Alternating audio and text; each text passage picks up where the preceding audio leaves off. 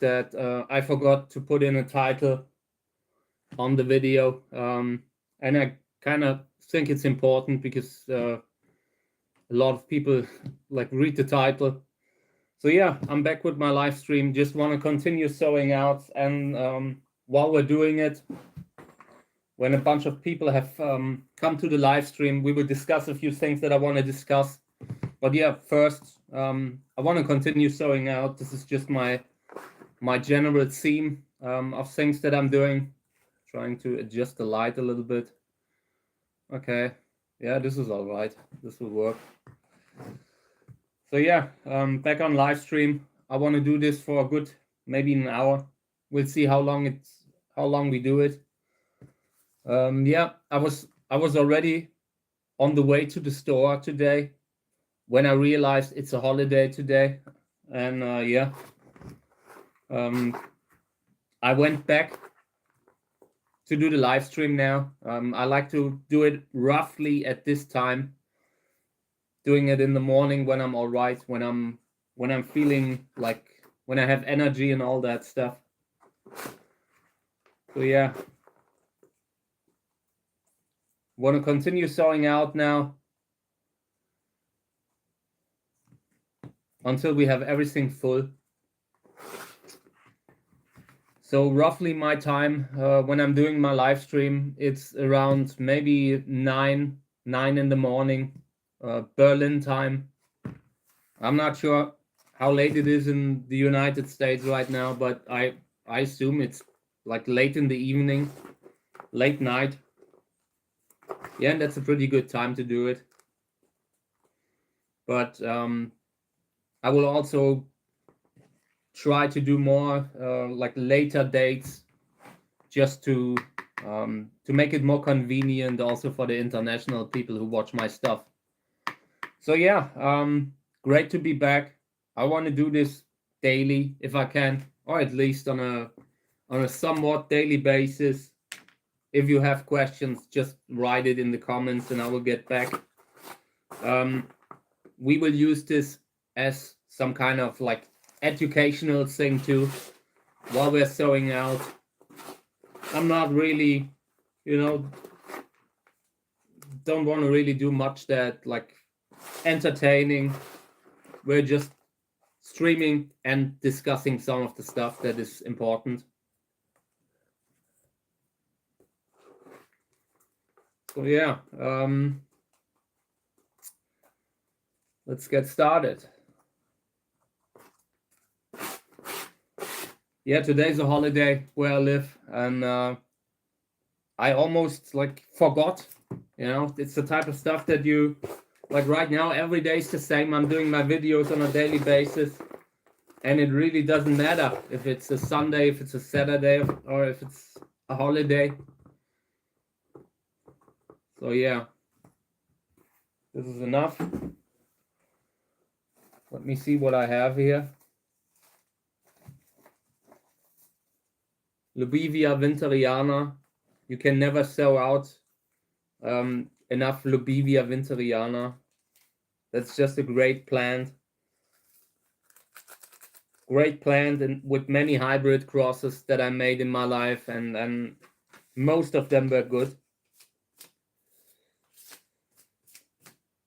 So later today, we will discuss something that I've just had this morning. This morning I had one of my first, like not my first, but this morning we had a hate comment, and it was a hate comment in German, and that is something that I will never get used to. It is something like, and the comment read as this. It was something like making fun of my English, saying like terrible English, and that I'm the first YouTuber that he or she will block because of my English. And yeah, that is something.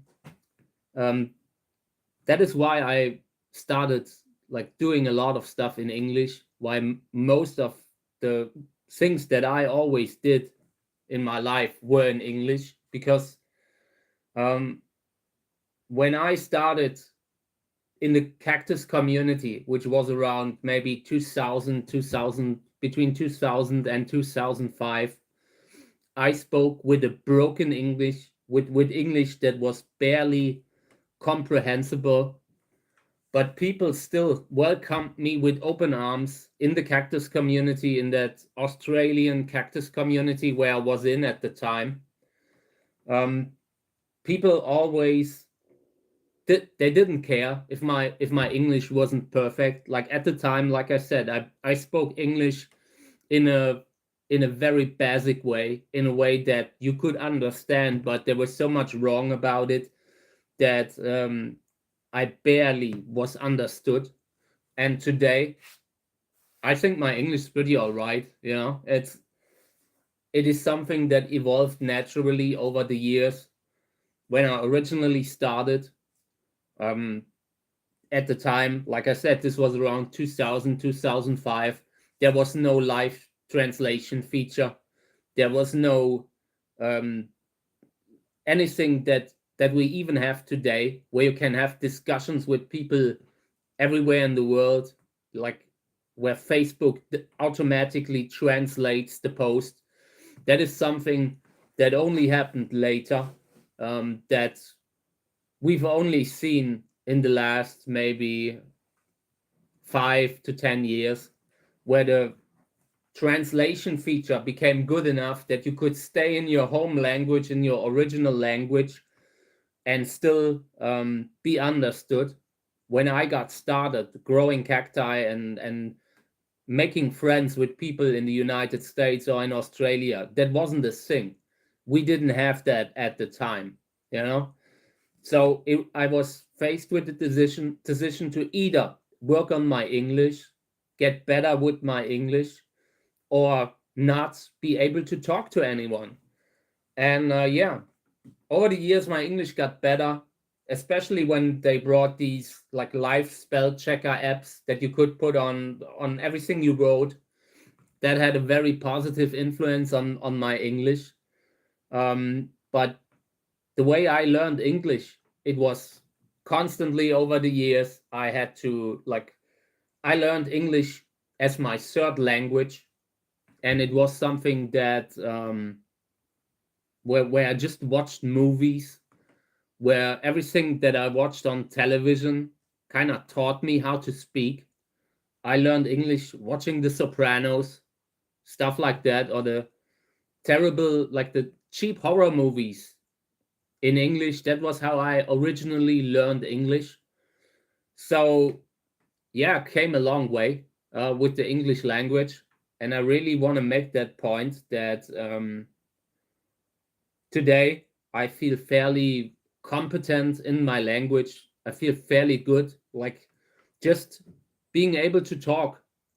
They could maybe drop me somewhere in the backwoods in Idaho on a Walmart parking lot, and I would be able to make my way home and maybe make some friends, some lifelong friends on the way, you know?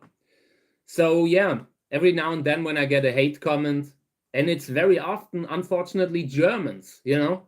Me, I have a German heritage. I was born in Germany, and even though I see myself more like a Saarländer, the Saarland region is where I come from, and that is in between Germany and France. It's heavily influenced by both.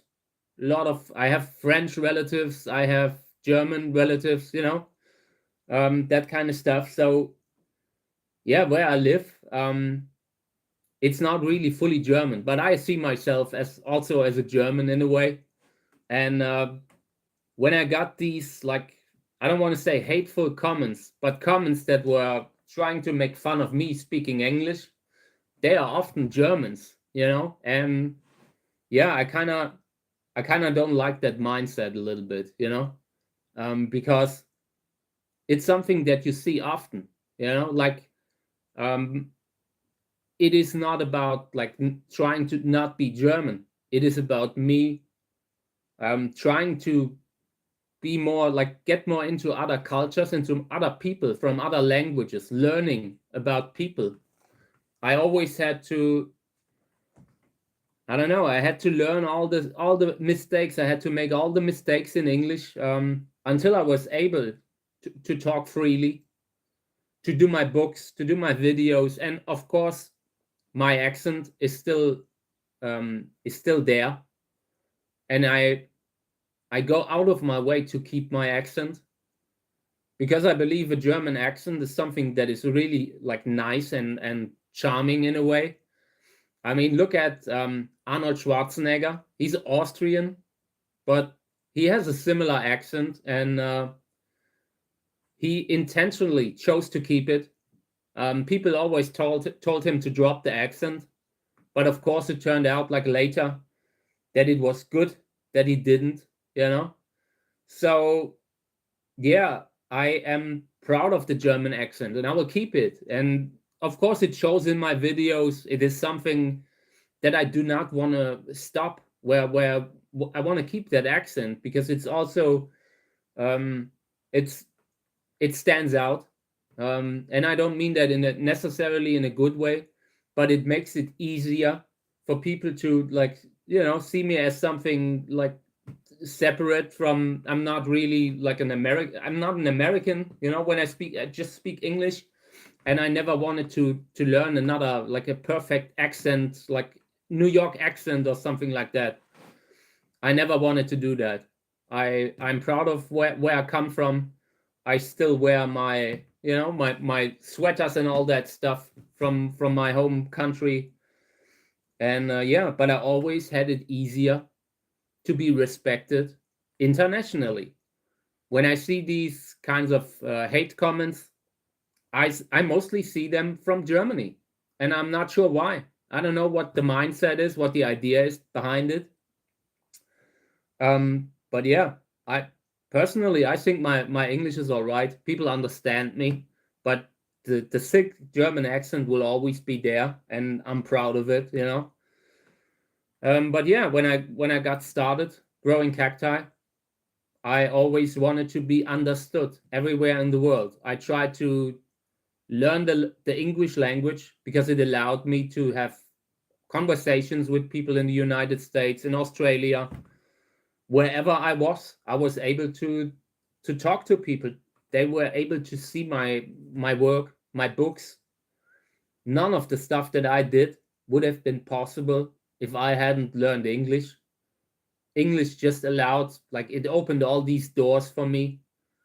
So yeah, every now and then there's the sporadic comment where like someone, I don't know, finds it where someone is bothered by me having a German accent or whatever. And I want to make it very clear. It is something that I will never drop, that I will never stop doing, because it's also who I am. It's my identity, and I don't believe in hiding that. I don't want to be a person who speaks English in a perfect way where everyone understands me. But I don't know. I want to keep that part of me. I'm not speaking English because I do not like being German or whatever. I speak English because it allowed me. It opened all these doors for me. Yeah, and of course, when I see comment like that, I usually do not engage. But it's the type of stuff that I don't know. I find it sad.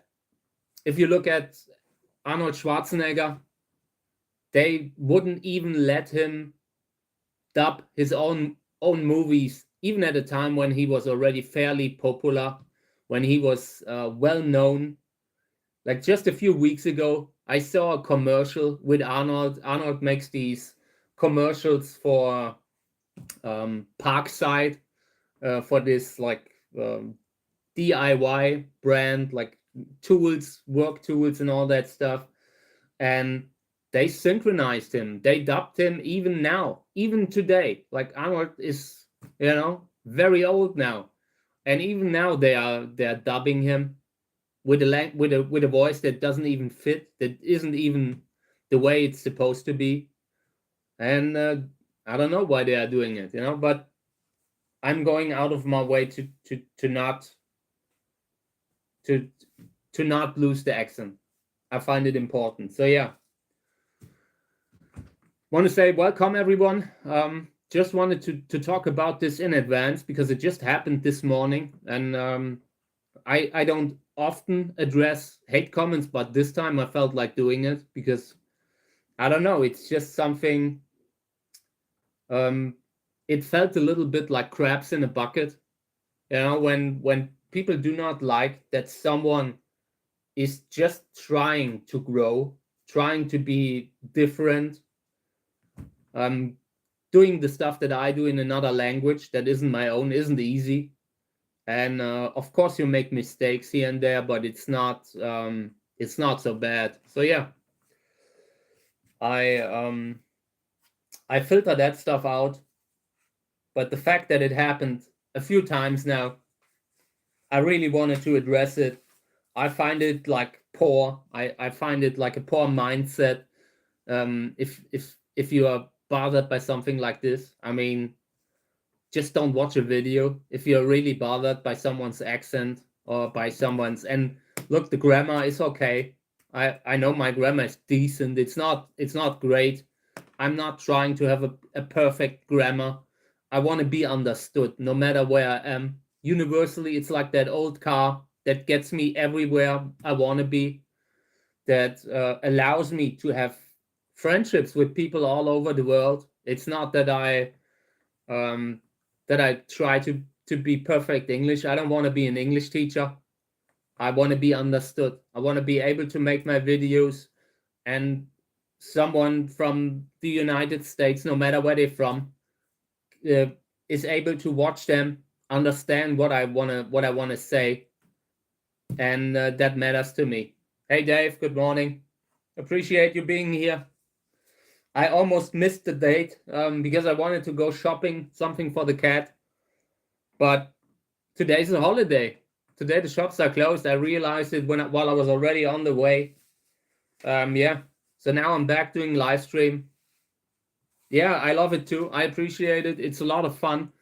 It allows me to also react to stuff that's happening, like this morning, like the comment this morning. It allows me to address a few things, and it's a little bit easier like that compared to a video. So yeah, I appreciate it. I love doing the live streams. Kami is a little bit bothered because she's trying to sleep besides me, but yeah. So yeah, we will do this on a regular basis now. Trying to do them daily, but every now and then when I miss them, don't worry. I would take another date. Oh, someone's buying glass for a greenhouse. Do you actually buy real glass, or do you buy like something plastic kind of glass, that stuff that doesn't break? I used to have glass in a very old greenhouse, and they were great, but they also, when they broke easily, it's not comparable to the like the plastic kind of stuff that they have today, PVC or whatever it's called. It doesn't break so easily. But I heard glass is great. I mean, people used glass in greenhouses for a couple hundred years, I guess. I remember reading the old Cactus books where like about greenhouse construction, and all these old school Cactus guys recommended building glass greenhouses and stuff. So yeah, I'm not sure if it's cheaper, if it's more affordable, but it's definitely, it works. Yeah, the plastic stuff doesn't break so easily. They always advertise them as being almost unbreakable. That's not true, but they are pretty, like when I had these cheap greenhouses that kept falling apart, the panels were the only thing that stayed intact. But yeah, yes, polycarbonate, I think.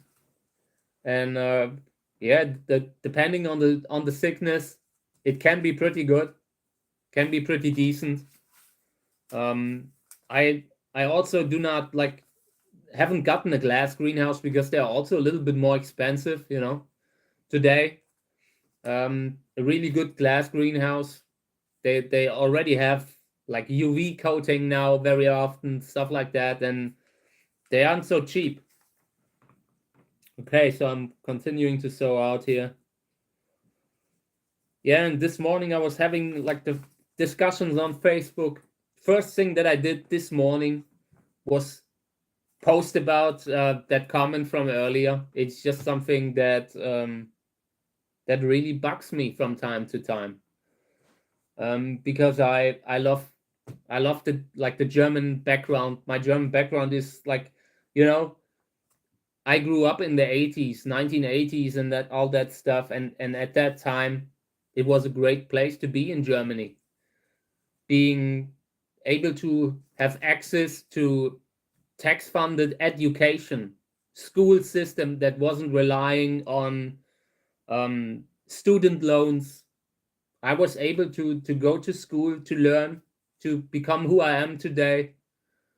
And yeah, Germany in that time was a great time. Of course, there were other time frames, you know, but that happens a lot in history. Nothing is constant; everything is changing, and I'm proud to be from that generation that where people came a little bit together, closer together. It was like when the Berlin Wall came down and all that, and all this stuff. I was really proud to grow up where I grew up, and me doing English isn't really because I don't know, I was desperate. I just wanted to be able to talk to all these people who I knew from the internet, who I saw post about plans, and at the time live translation wasn't the thing. It just it had to evolve. Today it's amazing, you know, when you look at live translation features where you can talk and it translates it back, sometimes even in your voice. That was science fiction when I got started in the Cactus community. I still remember the books. I don't know if it was Hitchhiker's Guide Through the Galaxy or one of Terry Pratchett's books, but it was science fiction still at the time. So the fact that we can today, that I could have wrote in German and live translated it, people could just live translate it, that wasn't a thing when I got started. So I either had to learn the language and get better until people understand me, and it wasn't easy. I remember times on the Cactus forum, on Torsten's forum, where I was barely making sense, and at that point I really took the criticism hard. Like where someone like said, look, it's written like this and this, you know, just people trying to work to help me grow. And yeah, I worked on myself in it, and it got better. It got better and better, and today I'm doing these like live streams, and I would have never been able to do that. I remember when I was having when I attempted to talk on the phone with people from, like, with a friend from Australia who came to visit when I was 13, 14. And by that time, I had already learned English a little bit just from watching TV. But at that time, I could barely, I was always, some words were always missing where I didn't know the English word for it. But this is the type of stuff that you get over time. And I can tell you, I will never speak perfectly like that in a way that where it isn't, where you can't hear that I'm German, that I was born in Germany. But that's not the plan. I could have tried to speak more like, you know, I love the New York accent. I love gabagool and all that stuff, you know, from The Sopranos. I love that, but it was never my goal to speak like that. And even that, now a few words here and there where I even have that kind of accent because I learned English from watching The Sopranos. It's just how it happened, you know. Peter Jackson's first horror movies were my first introduction into the world. I was always a big horror fan, and at the time, in German, they were unavailable. There was big censorship at the time. Movies were heavily edited. Everything was removed. So I had to sometimes watch the original version, the US version, to see the movie in its entirety. When From Dusk Till Dawn came out, I'm not sure when that came out, maybe 95, 96 or something like that. The German version was 20 minutes shorter. And the same was true with so many other movies, horror movies in particular, like Peter Jackson's movies. They are missing everything. And that is, today it has gotten a little bit better. Censorship has kind of, I'm not saying disappeared, but they are censoring different kind of stuff now. But if you wanted to see the original movie, you had to get something from the United States. So I had to, when I was a teenager, I spent my lunch money buying laser discs or buying like DVDs, when later buying VHS tapes. I had a pretty big collection of international VHS tapes. I regret letting them go. Take care. We'll talk later, Dave. Yeah. So that is how I came to social media and why I decided to do it in English instead of in German. I just like the German market, also for my books, the German market was smaller. I would not have been able to crowdfund the books that I made in German. That was never a realistic option. I wish it had been, because maybe I would have also done a German version, but at the time that wasn't the thing. Like, if I had done a crowdfunding for a German version of my first book, I probably would not have succeeded with it. We probably would not have funded it. But yeah, I also want to say I get like 95% of the comments that I get are positive. People appreciate that I'm here. People appreciate that I'm still here. So also the German comments, I don't want to give the wrong impression. I get so many nice and friendly comments in German. 95% of the comments that I get are kind and helpful and supportive. All these important values that matter to me. I never engage with hate comments. I never engage with people just trying to bring me down. I never do that. I read them. Of course, you cannot filter it out. It's not something that you can completely block, and I don't want that. I try to stay self-aware of what I do. If my English would be terrible, I would work on myself. I'm the kind of person that just listens to criticism, and if there's something to it, I work on myself continuously. That is how I learned the language in the first place. But it is not something where I feel like it makes sense to engage.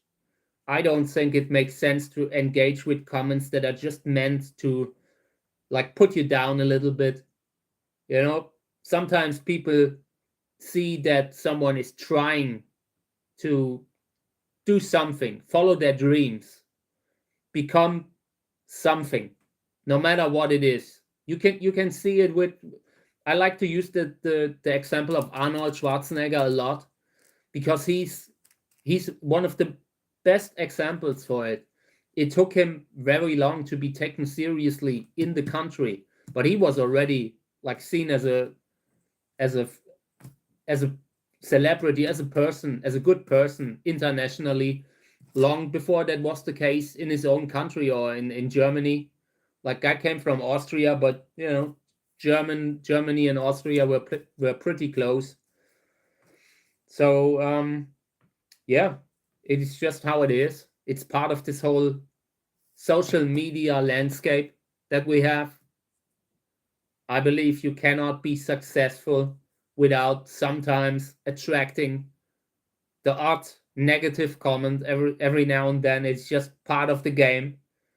You need to know that it isn't about you. It isn't personally. It isn't most of the people that comment. In this case, it was someone who probably just found me randomly from the stream, because apparently the streams bring new visitors and the shorts bring new visitors. So every now and then you get that. You will always attract people that don't like what you do, that don't like that you are comfortable at what you do, and you got to live with it. And it's so hard. Personally, I hate it. I hate it because I always, when I am posting on social media, I try to be supportive. You can go to the stuff that I posted over the last 5 years. I try to lift people up. I try to make people see that they have potential, that their work is great. When I post about Cactus stuff, it is under posts where someone has posted something incredible and there are only 5 people who saw it because of the way the algorithms only show the stuff to very few people now. On social media, it has become more important to show you ads, to show you poorly AI generated videos, and it has become less about showing you great stuff, actual great work. That is something with a lot of these flower videos that I will never stop to criticize on social media. There are all these amazing plant posts that should go viral, but instead they are showing AI generated flowers that don't look even real. They look like from a science fiction movie where an alien tries to imitate something real, and it looks like that, these uncanny valley kind of vibes that you get from it. That's what I get from AI videos, from AI flower videos or posts. And the good stuff, like the handmade flower work, handmade plant work, is often not shown. Or when they go viral, it is from a copycat account who just steals random videos, and of course that is easier to do than actually building a profile with good stuff from the beginning to the end, doing the daily videos, the daily work. It is so much harder to go viral doing that and not just grab the best videos that you see on social media and just post them. Yeah, so of course, that's the kind of stuff that I comment on social media. When I see a tiny account that hasn't grown in years, because it has become hard to stand out on social media. That is how I try to spend my days on these platforms, and I think more people should do it like that. It doesn't hold you back to support someone else. It doesn't make whatever you do being worth less. So, and that is something that a lot of people who who live abroad, who went to live in the United States from Germany, for example, a lot of them say that the mindset is sometimes different. Like attracting envy, even if it's not justified. I live a very simple life. I'm not famous like that, but you still attract people who just watch your stuff because they hate what you do. It's just part of the game, and I can only recommend everyone who gets started to ignore it. It's actually, if you think about it, it is a good sign, because people find you.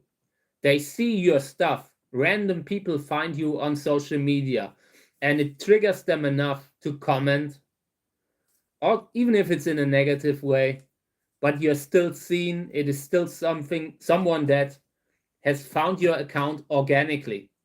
So it's not a bad thing per se, you know.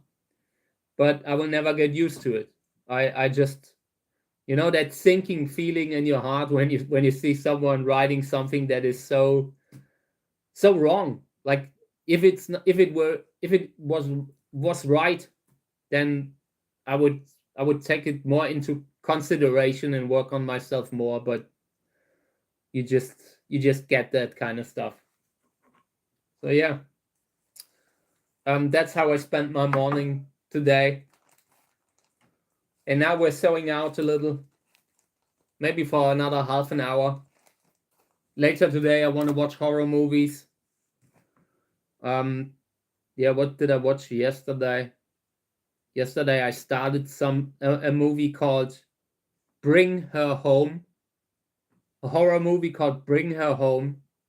It's a movie by A24, the studio, and they do these artsy movies, pretty, I don't know, with it.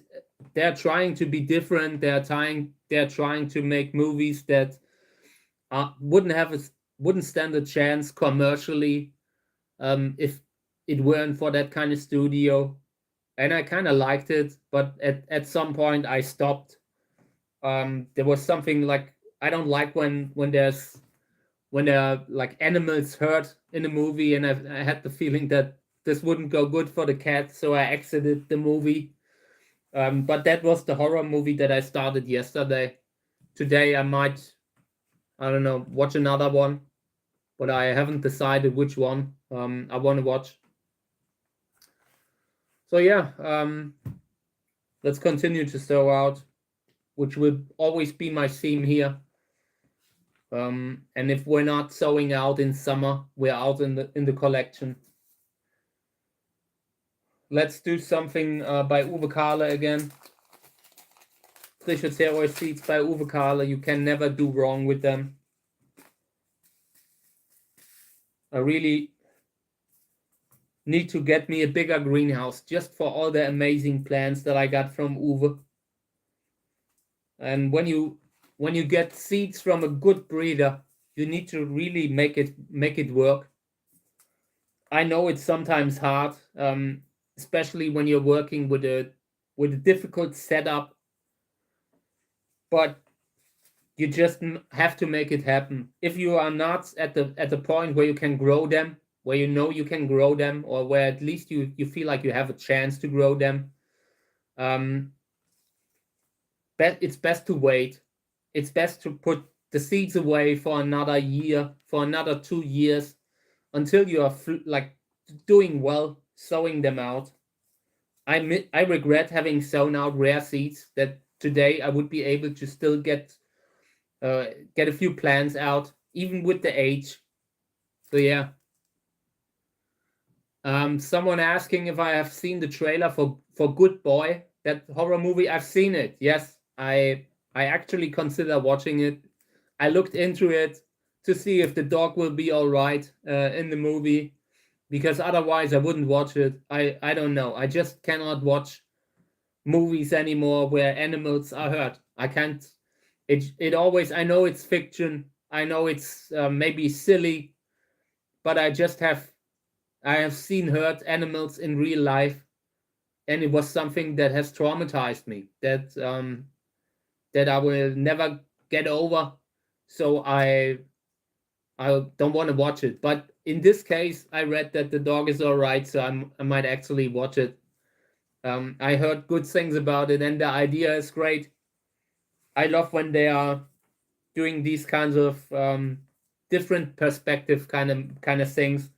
Also, like the video game Stray that they did, also similar, you know.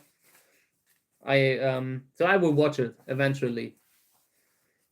I'm not sure what I will continue with today, but it will probably be something like Friday the 13th. I will spend the whole December watching more horror movies.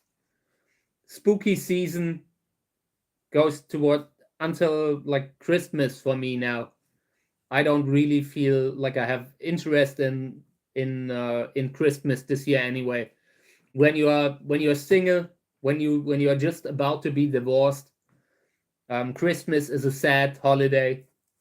And last Christmas, I was just I didn't even have a tree, and it was the first time I didn't have a tree.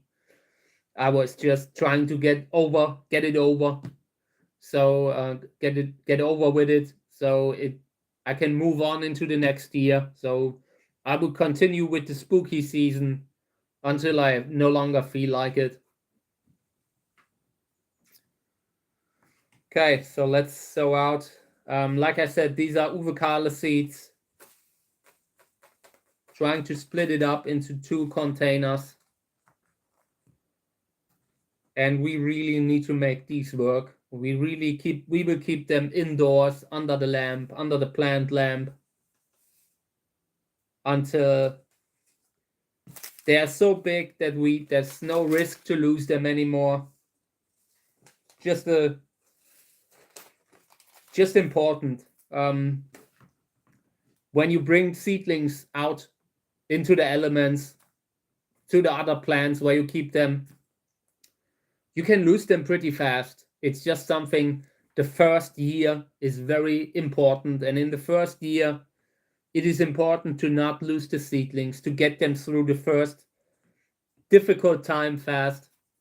So I try to now in the future keep them inside for longer, keep a better overview of what I have sown out and where it is at any time. Because right now, the stuff that I have out in the collection, I couldn't tell you what is where. I've had a case where someone asked about the cutting, and I couldn't even tell him where the plant is right now. So for the future, everything we sow out in here will be under the lamp until it's big enough to at least face the elements. So yeah, this is Uwe Kahle Hybrid 2023 38.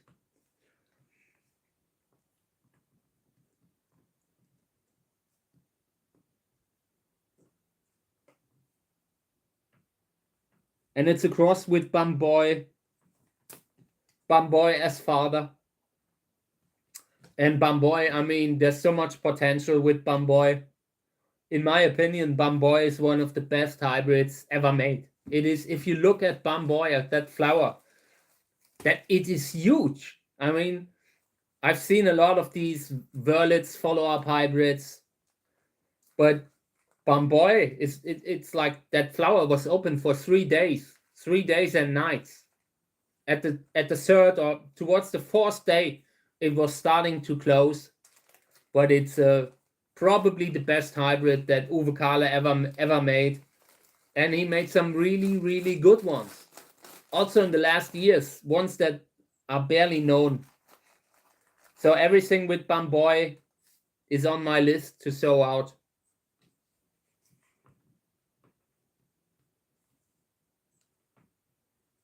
Okay.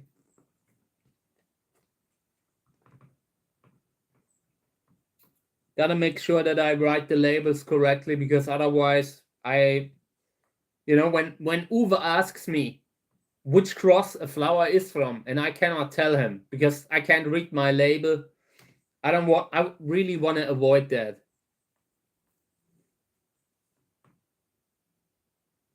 So this is a cross between KA 2011 112 7, Cantora Orange, Orange California, Liskes Prachtstück, and Legon. So like a follow-up hybrid with many different parents. Yeah.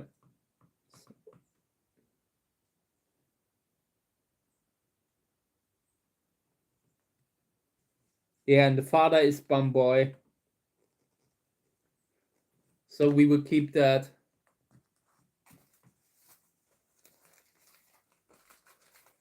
I really feel like I'm starting to really love the live stream medium. I didn't have that before. I was always, when you go on a live stream, what do you say? What's the kind of stuff you go on a live stream, and then you have like people that come in to watch your videos. What do you say in such a moment? It's pressure. You feel like you have to perform, and but I realized I don't have to do that. I would just live stream what I'm doing. We're having these discussions, and that is great. I love that. When questions come in, then I reply to them. If not, we just do other stuff. That is great. I also decided that I want to bring out a plant lamp, to improve the germination rate of the seedlings. So I will put a little lamp on top of the seedling containers that I have, for once to generate a constant, solid, like, heat. And the heat from that lamp is not so high that it dries the soil. It's just hot enough to induce germination, and the light that comes from like the UV also helps to do it. So we will probably bring in a lamp later today. Okay, so here's another cross by Uwe.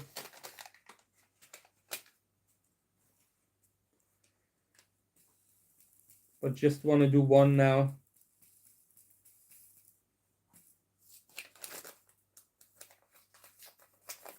Okay.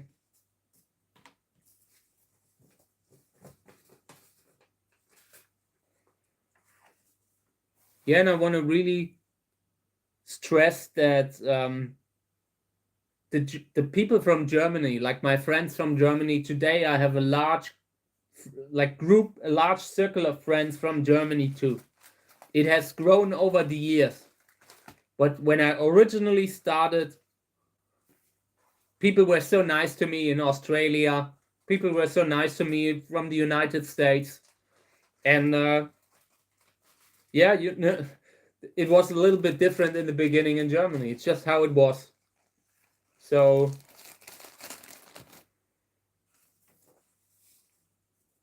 but I love the country still. It's not that that I consider myself something else. I know where I come from, and I will never forget.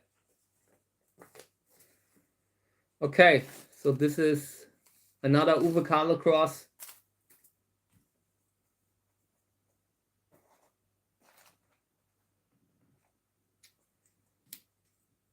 KA 2385.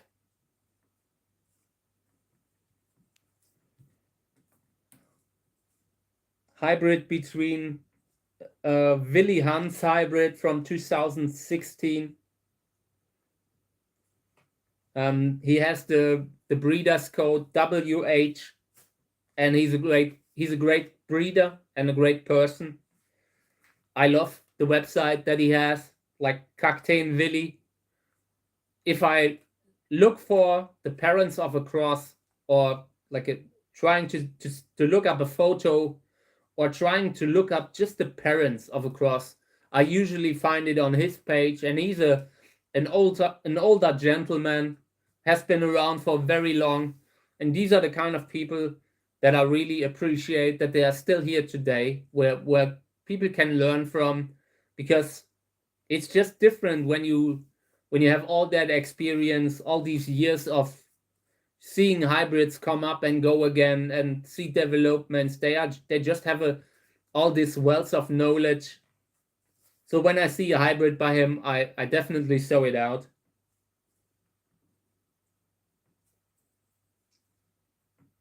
So WH1615 KA57. And what that means is the breeder is Willy Hans. The cross is from 2016.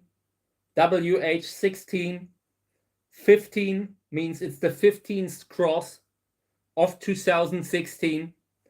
And the last thing, like Ka57, means that is the 57th seedling that was raised by Uwe Kahle. That is like the German code that is used by the Echinopsis work group, AG Echinopsis is it called, and yeah, that's how that code is written, like how it is read. WH1615Ka57, and it tells you that good breeders often grow a lot of seedlings from just one cross. Gotta look at the label and think about it. This is Uwe Kahle, and he raised 57 seedlings just from one cross, because every one of them can have a different flower. With these kind of hybrids, it often makes sense to even grow up to 100 plants. And that is something that you would probably not do if you are raising something just like botanical plants. You would select the best 5, 6 plants, maybe 10, and then move on. But with these kinds of hybrids, every flower can be different. So it makes sense to keep them around. So yeah. So let's see. Maybe I can sow out one of my own now. I realize I need to sow out more plants from my own crosses. So here's something.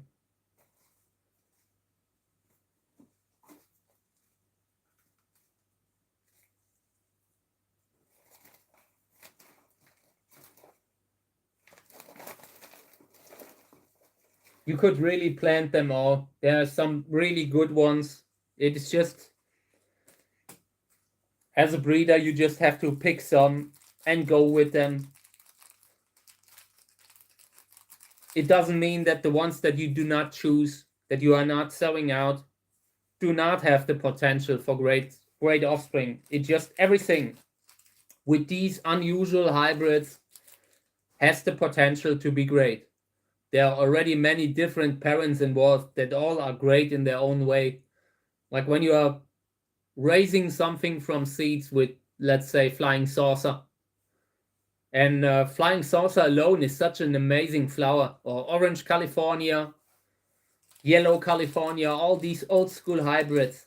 Even those have the potential to produce an insanely beautiful flower. So you sometimes just gotta pick some that feel like they are what you want to see, and sow them out, because everything has the potential to be good. Even plants that have a terrible history, like where they have a terrible track record, like Super Apricot, for example. Super Apricot is such an amazing flower, but the offspring often doesn't have the ragged flowers, the ragged petals that you see on it. Most of the offspring of Super Apricot that I have seen was disappointing. But even that one is able to produce an amazing flower from time to time. So it just makes sense to stick with your gut feeling, pick the ones you like and sow them out, and just see what comes from those experiments. And when you have seen all these flowers, then it helps you to make decisions for the future. It helps you to pick other parents for your crosses.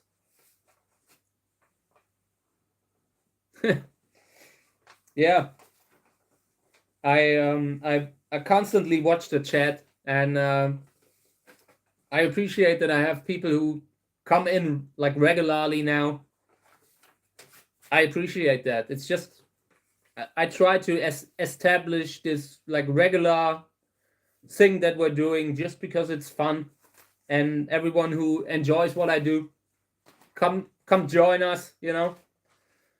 I'm just positively surprised by the live stream. I always, it's one thing when you do a video, you know exactly what you want to say, you know exactly where you want to go, and with a live stream you do not have that.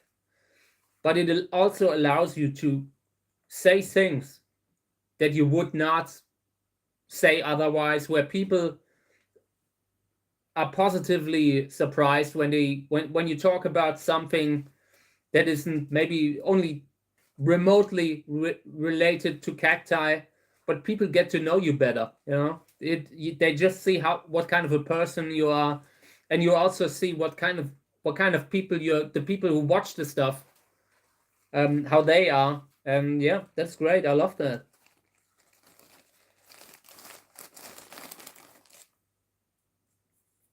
Yeah, and one thing about like the negative comment that I got this morning is that I now, like, someone is seeing me as a YouTuber, which is something that I wouldn't have described me as a YouTuber. You always see, like, when it usually happens when someone dies, like when they pass away, they then like write in the headline, YouTuber passes away, something like that. Or when something bad happens, they write YouTuber. Um, but I always looked at YouTube, and I loved seeing I loved that, because it allowed normal people to access this wider audience, to talk to people everywhere, to reach people everywhere without a big company behind them, without, at the time of like music, like the early time where people had to get a record deal, had to get a record label to follow their dreams and do their music. That is something that YouTube completely turned around. YouTube completely revolutionized that kind of business model where you always had to get some kind of distribution company that allows you to reach people. YouTube has allowed me to just be myself, and whatever happens. And I'm proud when someone refers to me as a YouTuber. I mean, today it has a negative kind of connotation, but I take it as a compliment, because I never thought that I would be able to do that. I didn't want to do videos when I got started, and when I did the videos originally, I didn't talk. I didn't want to talk. I didn't want to be heard. And then I overcame my inner demons, started to be myself on camera. I started to step in front of the camera, and that was all hard work. I have to constantly push myself out of my comfort zone. And when people see me like that is great. Means I already kind of reached my goal. I'm not really making a living right now, so it's not that, but at least I'm seen. At least it isn't because I'm not making use of all the chances that I had, because all this new tech also gives us new chances, gives us the ability to come from a poor home and still succeed. And that is something that wasn't always like that. So many talented musicians have their careers have failed because some record label dropped them, because the boss of some record label, because they wouldn't do what the boss of the record label told them to do. If they weren't nice enough to them. You know how the business is, or how the business is in the movie industry in Hollywood. They had all these like people that decided who will be allowed to succeed and who not. And that isn't the case anymore. People can go online, they can stream from their living room. And while that also means a lot of bad stuff is happening because of it, it also does good. It is, in my opinion, the great equalizer to allow people to just like introduce themselves to the world. I I love that. I love that about YouTube. I love that about the internet in general. Yeah, but at the same time, I look at social media. and I'm very unhappy about the way social media is wasted today. That is something that I personally, that is a disappointment in my life. Like when I look at my generation and what we did or what we allowed to happen to the internet, to social media. I mean, social media was always prone to becoming what it is today because it also, like, because a lot of people, I don't know, it's just very difficult to have total democracy, total freedom of speech, and it not turning ugly. But it also allowed very smart people to finally reach others, to do their stuff, even if it's not like financially a financial success. It's not only about the money anymore. So I love that. Okay, so this is yeah, what was it? This was a cross between Lobivia cacheri and Trichocereus candicans, Sörensia candicans now. This is a hybrid that I got from Cactusjerk, and I actually didn't want to buy the plant, but Eddie from Cactusjerk had messaged me and told me, hey, this is a great hybrid that I am very proud of. It would be great if you have it. And then I got the plant, and when I saw it flowering, I was blown away. It's a hybrid. It really is a perfect mix between Lobivia cacheri and Sörensia candicans. Has traits of both parents, and that is it's one of my favorites today still. And this is from seeds. I'm not sure what the father is because this was a open pollination, but I would sow them out because the plant is so amazing. So yeah, Lobivia cacheri crossed with candicans, cross from 2024. Let's put it in here. And the viability of these is not so high. So maybe I'm a little bit skeptical about them coming up. They might come up, but a lot of them haven't. So we'll see.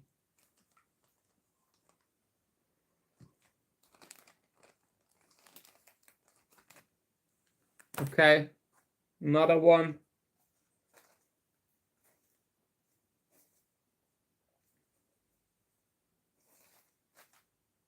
Here's another one with Humcus roro.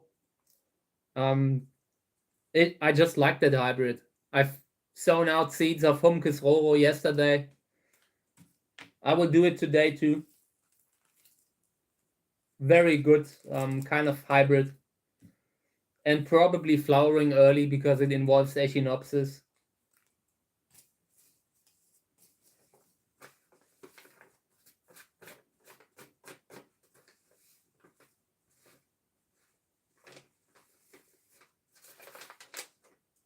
Okay.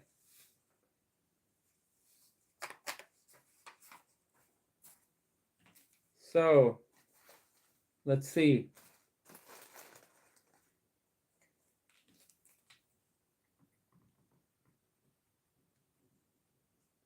This is a cross from 2024 also.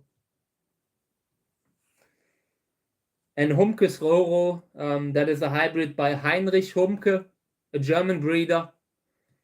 And the parents are Nolla 2, Hilde Winterer hybrid Nolla 2, crossed with a German Echinopsis hybrid called Mutter der Halbgefüllten. That is just means mother of the half-filled flowers, of the hybrid with the half-filled flowers, something like that. Okay. Yeah, and in the future I will just do these live streams daily. I don't know. I have nothing better to do, and it's a great thing when I spend some time, just I would sow out anyway,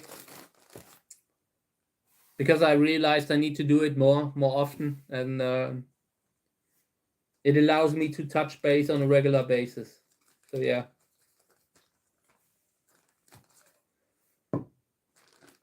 Okay. So I have 1, 2, 3, 4, 5, 6, 7, 8, 9, 10, 11, 12. I have 13 containers that I've sown out in the last days. I mean, we could continue a little bit. I still have a little bit of soil, so we just have to fill up on the soil. But yeah, come on, let's continue a little bit. I still have energy to do this a half an hour or so. So let me just get a little bit more soil and then I come back. I'm just around the corner. I'm just grabbing me a little bit more soil.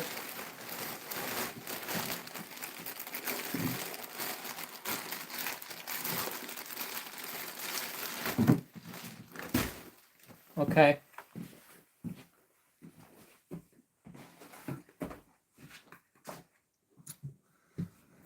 Yeah, and Kami is here with me. She's giving me these annoyed looks. Just not wanting to do anything like with me because I'm so loud and noisy. But that's okay, you know. I'm not the type of person who uses their pets as a backdrop. So yeah, let's continue here. I still have a few more containers.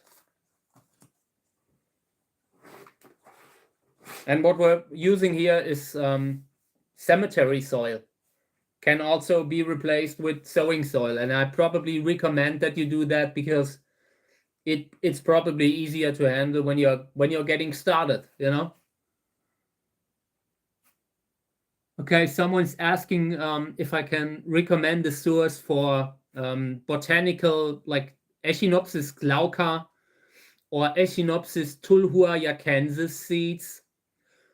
Both very rare species. I still remember with tulhuayacensis, that species that is a rare species, and where it grows in a very limited area in proximity to like tarmensis, to Trichocereus tarmensis. These kind of, they look a little bit like cuscensis, but they clearly aren't. And Echinopsis tulhuayacensis has a colored flower.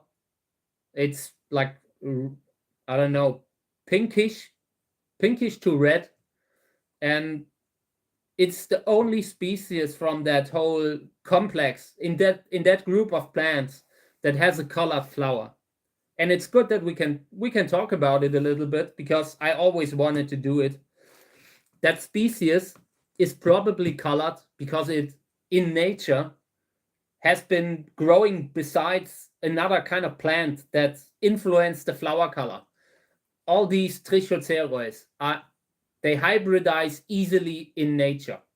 They also hybridize easily when in our crosses, and they also hybridize in nature.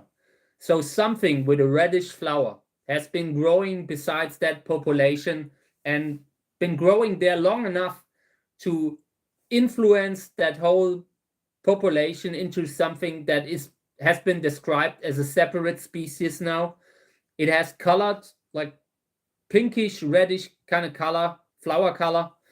And the spines, if you look at the spines, they are pretty massive, strong spines. And if you compare it, it looks exactly like the spines that you would see on a hybrid like Sowing, a hybrid between a Trichocereus and a Pseudolobivia.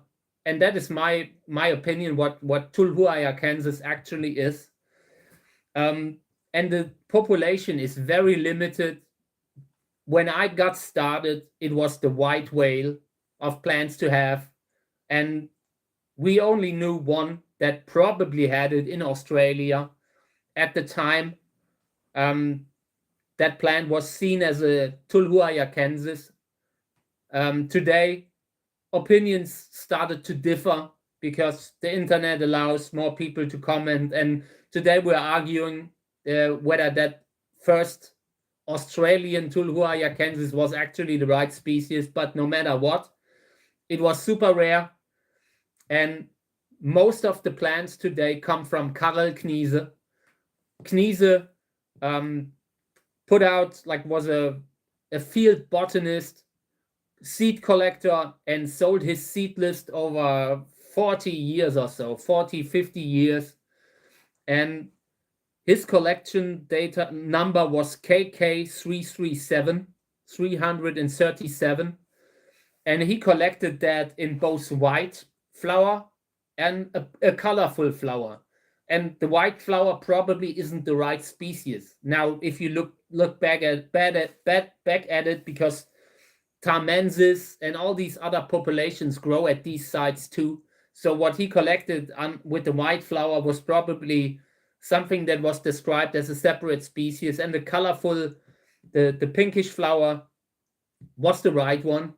He sold that as a variety, like Rubri spinus, something like that. With Rubri flora was what he sold it as, just referring to the flower color, and it was always rare. The first time that plant just came into the community was via Sacred Succulents in the United States, in California, and they have their plant and have sold cuttings from it for years. I'm not sure. They also sold seeds for quite some time. So if you are looking for seeds, I would ask Sacred Succulents if they still have their plant. They definitely did have it. And it was also flowering at some point, because I know that they have verified the flower color. And apart from that plant that was with Sacred Succulents, there were no plants on the market for years, for decades, until recently, when a Peruvian woman called Ana Veli has distributed some seeds of the plants that she has at home, and most of the plants of the seeds that are on the market today came from her, directly or indirectly.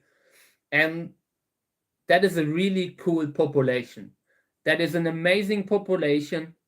She even posted what I think is a natural hybrid of Tulhuayacensis with a different kind of color, flower color, also colored, but a different kind. And if that thing will ever be described, I think it should be named after her. I also think some people have assigned collection numbers, field numbers to her population, and it always bothered me, because she collected those seeds, and people shouldn't assign field numbers to them. If it weren't for her, these seeds hadn't made the rounds, and today a lot of them are growing them. So long term, people will spread that species, will make sure it is around, because in nature, I don't see that species being finding a wider distribution again. It needs to be protected. It needs to be propagated. The original sites need to be protected, because otherwise it will just disappear. And my recommendation for Tulhuayacensis is to just wait a little, succeed. I think, like, that seed shop has some seeds, maybe even now. So check them out. They only do business in some months of the year, but they had them. And I recommend that you ask them about them. And Echinopsis glauca, it is everywhere. I know, because I spread seeds 20 years ago, but everyone lost their labels the way it is. So these plants are still around. So my best recommendation for Echinopsis glauca is to really learn how it looks. Learn how to identify it on the fly. and watch for it on sites like eBay, watch for it on marketplaces, because a lot of these plants are just sold as Peruvianus today. They are they look very similar originally, but when they get bigger and bigger, the flowers make the difference, and the spines make the difference.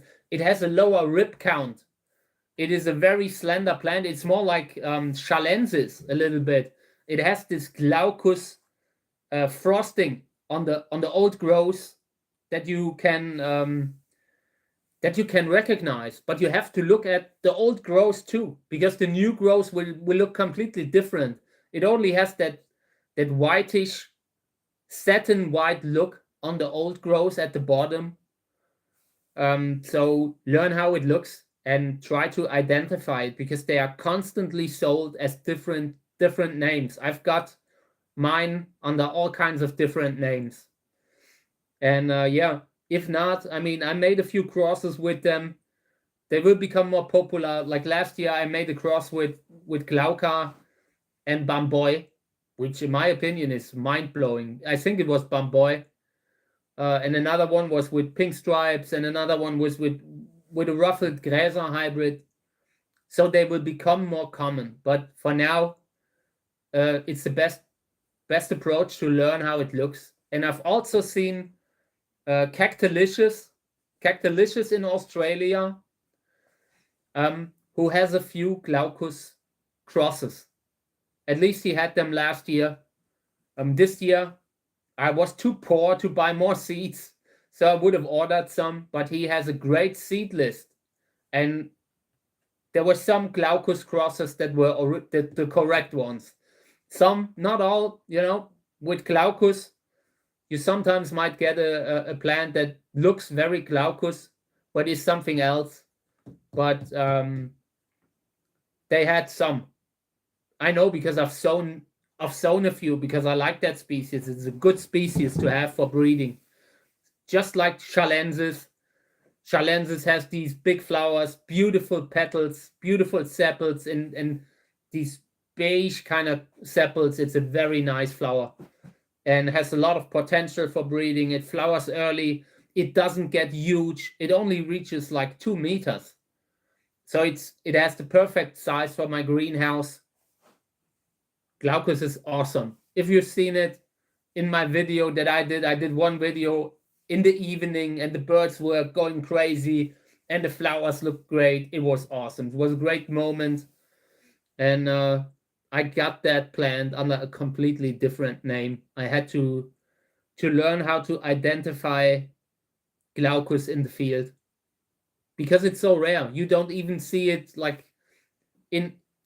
some populations of glaucus might be extinct by now, because I know that Friedrich Ritter, when he described it, he noted some populations way up on a cliff, and that population was more prostrate, hanging down the cliff. And that population, I don't think it's still there. That was in the 70s or 80s. I don't think it's still there.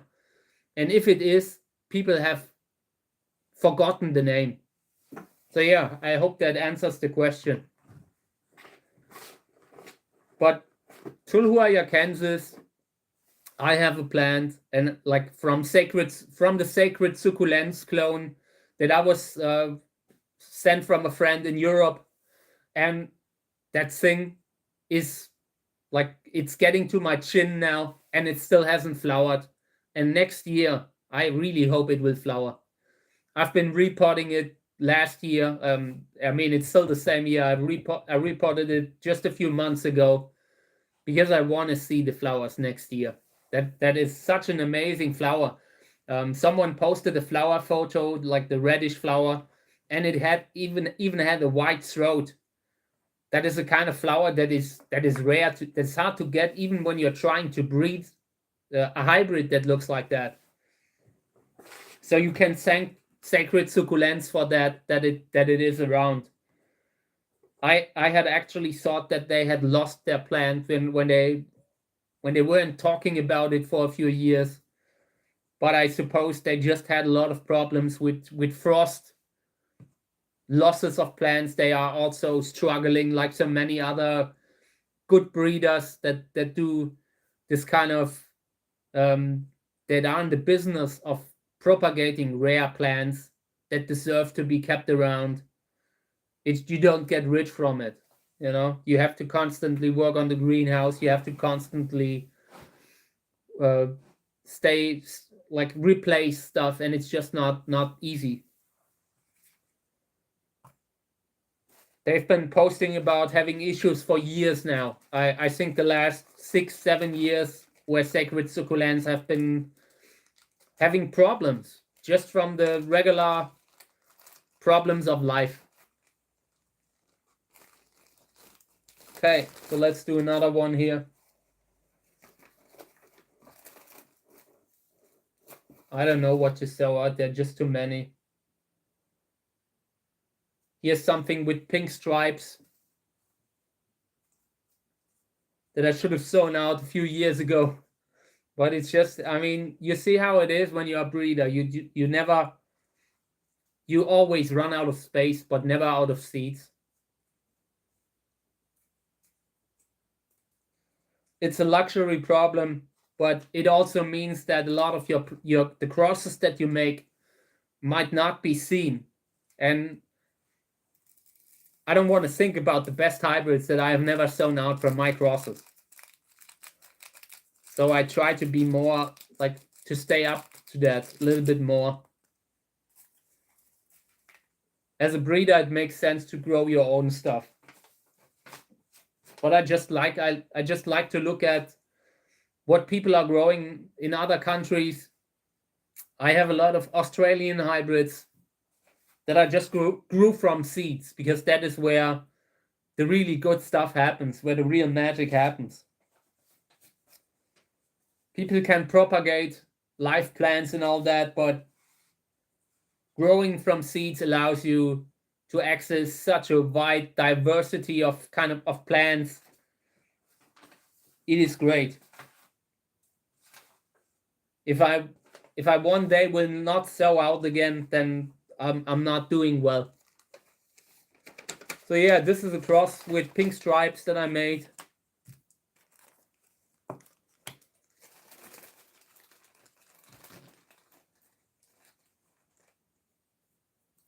Okay. And this is from 2022. It's already older. I should have sown this out a while ago.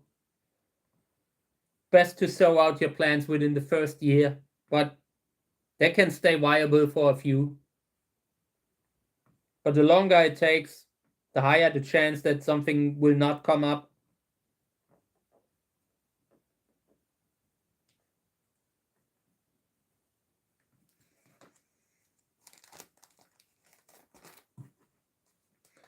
And I want to say one thing. Like, since I'm doing the live streams, the channel is growing every night.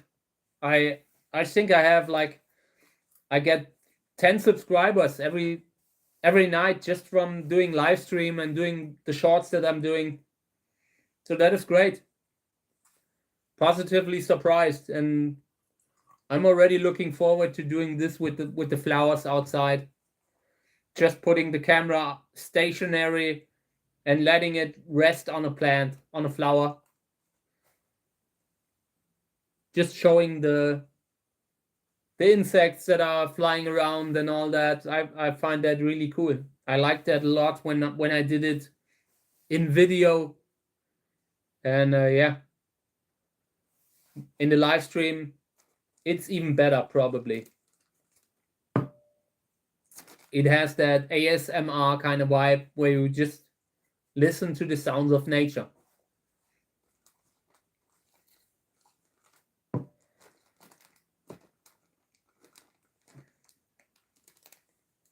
Okay, let's do another one, maybe a Lubivia again.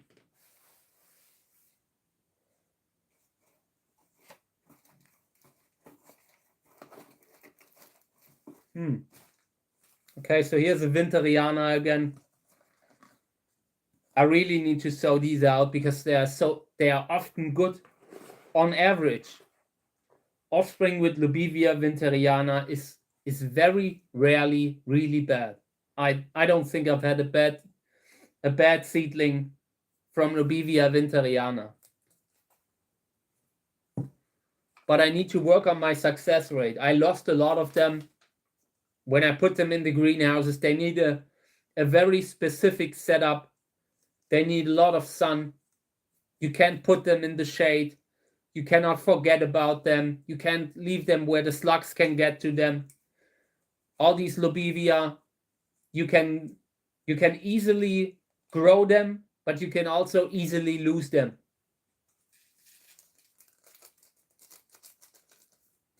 So let's plant these.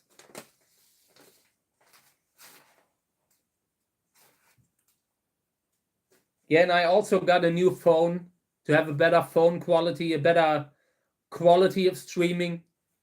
But it turns out that my new phone provider, like the phone company, the carrier, doesn't have any kind of reception where I live. And I found that mind-blowing, that these guys sell you a contract for 2 years, knowing very well that where you live, because you gotta put in your address. You put in your address, and they know very well that they don't have a reception here, but they don't tell you. They wait until you put up the smartphone and try to stream. So I'm still streaming from my old phone, my old smartphone, and the quality is a little bit like worse, but I just have to use it for now. At some point we will switch, but it's not so easy for me to switch phone completely because I also need it for a lot of stuff. I need it for the groups, for like 2-factor authentication, where I need to verify that I am me, because people try to hack the accounts.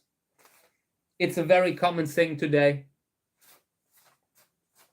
Everyone who has a little bit of reach, they get these messages where they attempt to break into your account. So I still have the old one. I intentionally kept it for now, also because the reception was so bad. I don't want to say it was Othello, but it could have been Othello very well.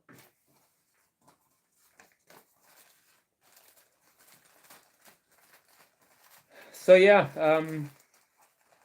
want to do a few more and then I'll end the stream, but maybe another 10 minutes or so, while I still have a little bit of voice. So this is Winteriana. If you have like a last round of questions, write them down. If not, we will see each other again, like in the next stream, probably tomorrow. If not, I try to be like to be spontaneous. Maybe we're doing a late live stream over the weekend. We'll see how that goes. Just so I can so the people who have to work are also able to send in a few questions and all. I know it's pretty inconvenient. Yeah, Thundercats. Like someone wrote that they liked the show Thundercats, right? I think they like that show was a little bit before my time, like before Masters of the Universe, you know. But I like that too. I saw that they recently put out the old, like the play set that they did with Thundercats back then, and yeah, but it was too expensive. Like the Masters of the Universe Eternia, it was too expensive when I was a child, and now that Mattel had the chance to put it out again, it was once again too expensive for me, so I never got it. But yeah, by now I have an old one, so I'm very happy about that. Okay, so let's do one more, and then I'm having breakfast. I haven't even had had a full breakfast. I just wanted to get started pretty fast. So then I'll take the rest of the day off, maybe a little bit.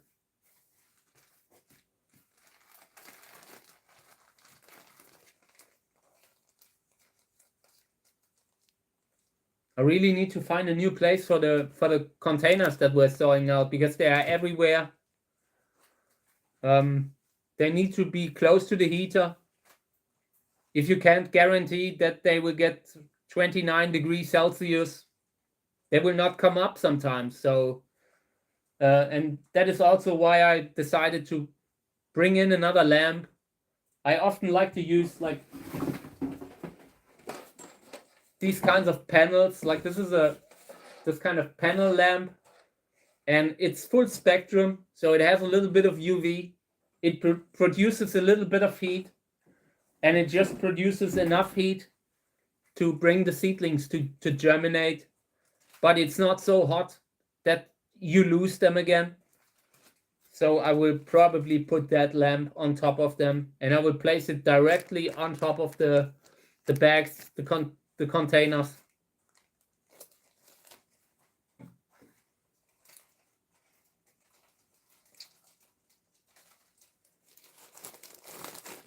Okay, so yeah, let's do the last one. Here's an arboricola hybrid. Arboricola is good. I want to sow out arboricola. The crosses that I do with arboricola usually have a bigger flower than arboricola. So when I make a cross between Sorensia arboricola as mother, then I always use something where I feel like it could increase the flower size, because arboricola has these middle-sized flowers, somewhere around 15, 16 centimeters. And I feel like if you could make a cross with it and, let's say, flying saucer, you could get such an amazing flower. Just imagine a plant that flowers at the pace that arboricola flowers at, but with the flower size and the flower color of flying saucer, something like that. That could be awesome. So I gotta sow out these arboricola crosses that I have. In my greenhouse, I have a good 100 seedlings from misplants, arboricola crosses, and they're amazing. They're great. They flower all summer. The flowers aren't huge, but what they do not have in size, they make up in the number of flowers that they put out.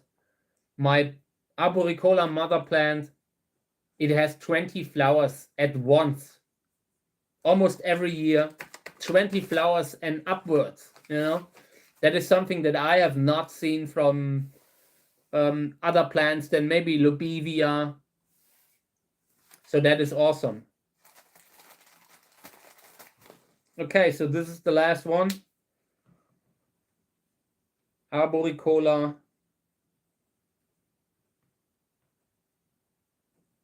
Okay.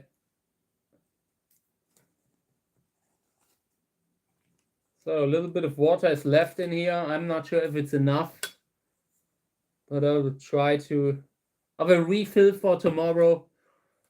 Tomorrow, we will get the seedlings that we have sown out already in the last weeks, and we'll check them here on camera. We will just open them up, discuss what we see, and yeah, I'm not sure if we can continue to sow out at this pace because I'm running out of space, but I will try. So yeah, guys, I appreciate all these like live streams and these moments. What I love talking about Cactus. I love posting about Cactus and doing my videos. But what I always wanted to do is like have these kind of, I don't know, talks about everything in life, about everything that is part of this shared existence that we have. And we're right now, things aren't so easy. You know, a lot of people are struggling. It's a difficult time. But I learned the most in my life from other people, from what people in other countries have to say about their like views on life. You learn so much more when you just have a discussion with someone, or when you just share a meal with someone from another country. And that is why I love these live streams. So many people from everywhere. And that is something that I didn't think that I would be able to do in my lifetime, with how I grew up, with you know, coming from a small town, having to learn the language, like I said in the beginning, to a point where I can talk about stuff on air. That is a huge thing for me. I love this, and I want to continue doing it. So we're doing these live streams around the same time, and maybe every now and then another one in the evening, which would probably mean it's early morning in the United States, or maybe 10, 11 in the morning. So yeah, there will be more. Thank you. Thanks everyone who's sending questions. It's always a pleasure. And we will do the same again tomorrow. Same place. All right. Thank you guys. Thanks, Dave. Talk soon.